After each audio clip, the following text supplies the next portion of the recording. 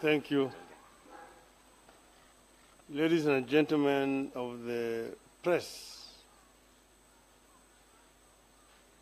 we did promise the people of Kenya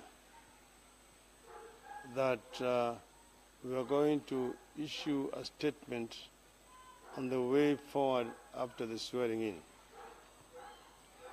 This press statement today is not that statement. The statement is going to be issued tomorrow. So I want that just for clarity to be known that we are going to issue a comprehensive press statement through our technical team as the way forward following the swearing in on Tuesday, the 30th of January, sorry. But ladies and gentlemen, look at this. The attack on the media, the arbitrary arrest of individuals, intimidation of the judiciary, divide and rule tactics. KANU is back. KANU is back, the force, and by a new name that we must fight. We fought for a long time to give this country a new constitution in 2010.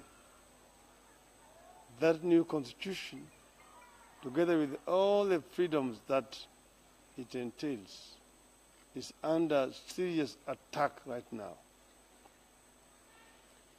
They say that those whom the gods want to kill, first make them mad.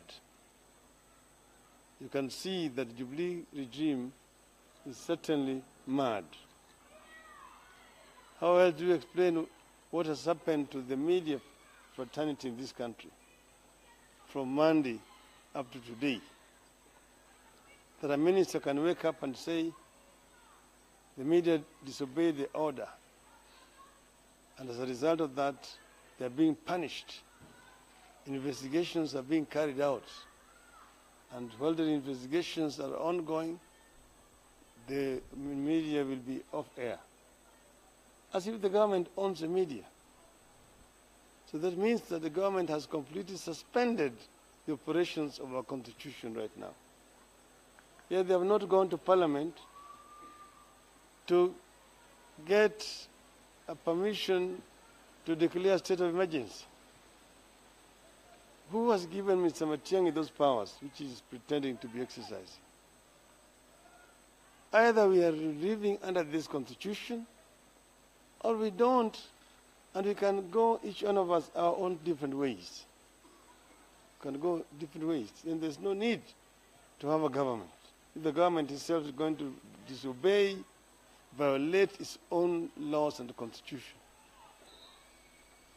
We did, on the other Friday, produce detailed account of how Kenyans voted on the 8th of August. I can swear by the Bible that what we gave as the authentic results of elections of 8th of August. Took time to get that information.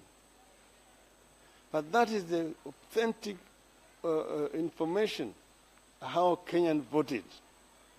And it shows clearly that we won those elections. And Jubilee lost. So we are not going to accept to be dictated by Jubilee, whom we beat in an election. What they did was to force the IEBC to declare fraudulent election results. Therefore, I can speak without fear of contradiction.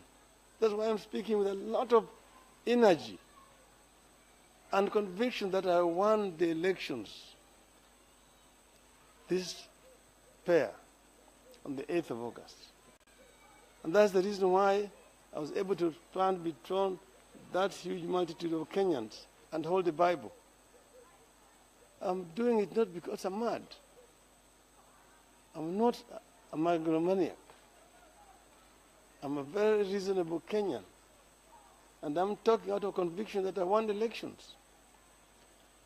And every Kenyan knows that majority of Kenyans did not vote on the 26th of October.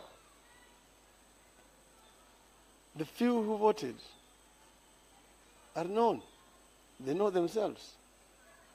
But you have challenged the IEBC not to go and buy one page in the newspapers to say, oh, so many people access our records here and there. You have told IEBC, just as you have done with the result of 26th of October, open the servers of 8th of August, show Kenyans, contradict that information, produce the same logs like you have produced to convince Kenyans that what you are saying is correct. You are a public institution. So you have a responsibility to provide the information. Freedom of information is a right enshrined in our Constitution. We must move on. Jubilee is now arresting people, taking them to court to charge them. They're threatening people with treason or whatever, all these kind of things. We want Jubilee to accept that they lost the elections. And we are going to show you the way forward, how you are going to move until the end, tomorrow. So that day was a day of swearing in. And I have my colleagues here with me. First, I want to say apology to my brother Stephen Kalonzo for the attack which was done in his compound against his family. My brother here has got a sick wife who is ambulant in the house.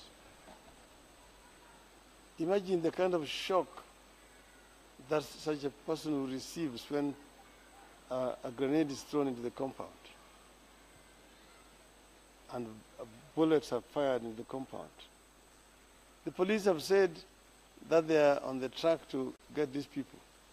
Then they know them. If the police spokesman says that they have identified these people, they know them. They must also have known where they came from.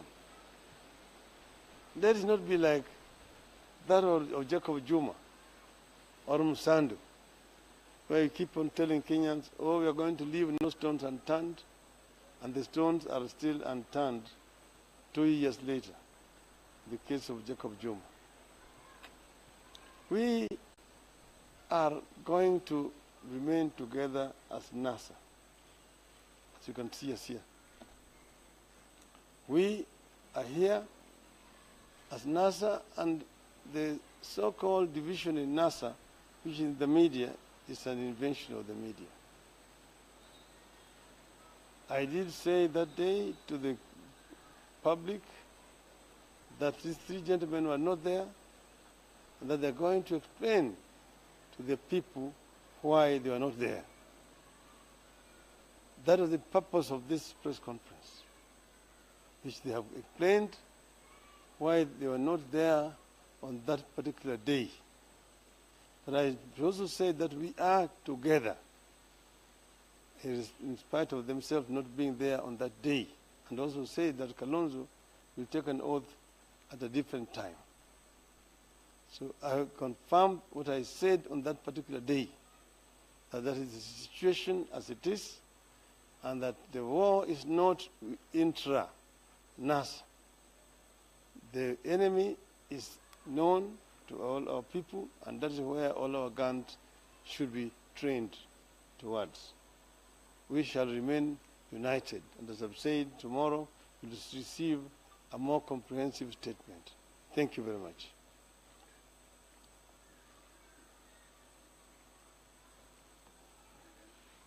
Sawa.